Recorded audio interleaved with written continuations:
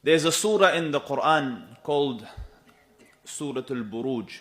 وَالسَّمَاءِ ذَاتِ الْبُرُوجِ وَالْيَوْمِ الْمَوْعُودِ وَشَاهِدٍ وَمَشْهُودٍ قُتِلَ أَصْحَابُ الْأُخْدُودِ النَّارِ ذَاتِ الْوَقُودِ إِذْ هُمْ عَلَيْهَا قُعُودٌ وَهُمْ عَلَى مَا يَفْعَلُونَ بِالْمُؤْمِنِينَ شُهُودٌ.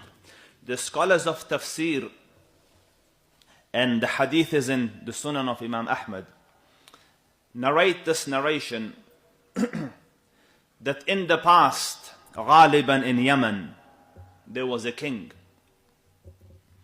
And the king was on a faith. He had his particular belief. And the king, in the olden days, you will find this in the time of Fir'aun as well, to establish themselves, they used to have sahirs, magicians. These days they have the intelligence, who knows stuff, he hears stuff, he gives you little, just to show you that the king's on control. So the king had a sahir, a magician.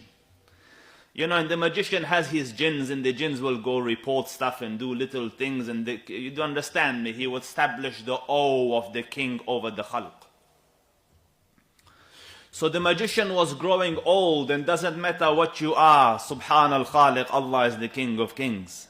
So when إِذَا جَاءَ أَجَلُهُمْ لَا يَسْتَأْخِرُونَ سَاعَةً, when the king decides your life, as in Allah Rabbul Izzah decides your ajal has come, no amount of magic and medicine and food and security guards and pomp and ceremony will save you from Allah Rabbul Izzah. So the magician realized that the ajal is coming, death is coming. So he sent to his master, to the king, says, listen, my time is near. Give me an intelligent young man so that I can train, so that, the awe of your realm could remain. So the king found this intelligent young lad and sent him as the disciple to this magician. And the young lad was on his way to the magician. On his way he saw a rahib, a monk. And Ghaliban, this is the Christian monk.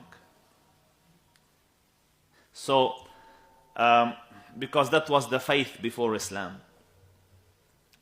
So, the young lad is fascinated by, in Subhan al-Khaliq, taqwa, in ilm, in hilm is self-evident.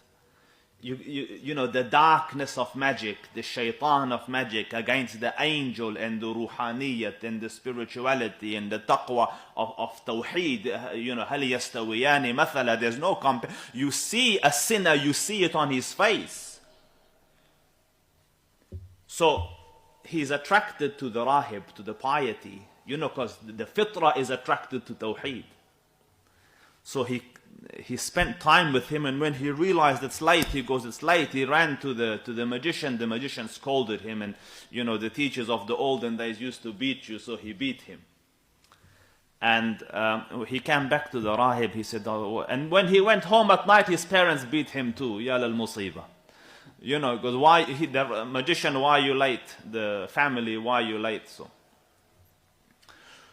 So he came back to the rahib, to the monk, and complained, I've had a double bashing last night, so what should I do? He said, listen, tell the magician that my parents delayed me. Tell your parents the magician delayed me. The time that you buy in between, come and spend with me and learn the deen.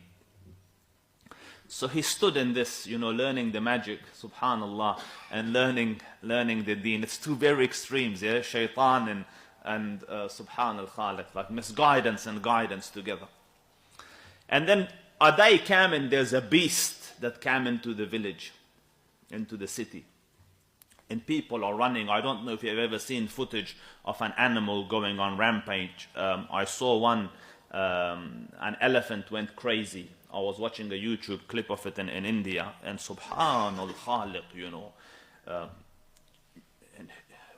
and just used to grab a human and like that, like it's nothing.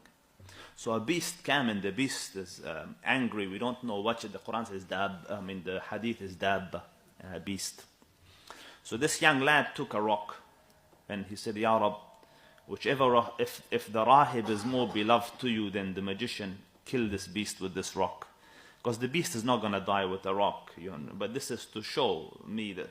So he chucked it and the beast died. So he goes, the rahib is right. So he came to the rahib and he said, I killed the beast last night and I did it like this. So the rahib realized that this kid has reached a level probably above me, in his iman billah. So he said, and subhanAllah, remember this, the most trialed and tribulated people, as in the most tested people, are the anbiya. You'll read, if I had time, or if Allah Rabbul Izzah had given respite, that I would go through the seerah with you, you would see what your Rasul went through. Don't think religion came to you by coincidence. The Rasul alayhi afdalu salatu wa tammu taslim, they say we saw him, salawatu rabbi wa salamuhu alayhi, walking in the days of Hajj from tent to tent. And there was a person walking behind him, following him, and chucking stones at him. And he used to hit his blessed face, so his mouth was bleeding, so he used to wash his mouth and continue, saying, قُولُوا لَا إِلَهَ إِلَّا اللَّهُ تُفْلِحُوا. Do you know who the man was pelting him? His own uncle Abu Lahab. So don't think religion came accidentally. This came by the blood, sweat and tears of the first generation. So as iman grows, tests will come. Because Allah says so. ما كان الله ليذر المؤمنين على ما أنتم عليه حتى يميز الله الخبيث من الطيب. Don't think that you will proclaim iman and Allah will let you be. He will differentiate between the khabith and the good, the filthy and the good. Otherwise everyone, khalas, I am Muslim, what's the proof of your iman?